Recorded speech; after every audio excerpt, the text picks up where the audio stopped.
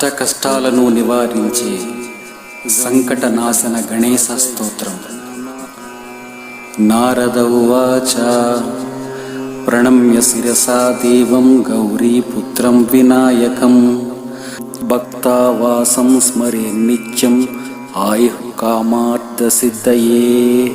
ప్రథమం వక్రతుండం చ ఏకదంతం ద్వితీయకం తృతీయం కృష్ణపింగాక్షం గజవక్త్రం చతుర్థకం లంబోదరం పంచమం చ షష్టం వికటమేవ చ సప్తమం విఘ్నరాజం చ ధూమ్రవర్ణం తదాష్టమం నవమం ఫాలచంద్రం చ దశమం తు వినాయకం ఏకాదశం గణపతిం ద్వాదశం తు గజాననం ద్వాదశైతాని నామాని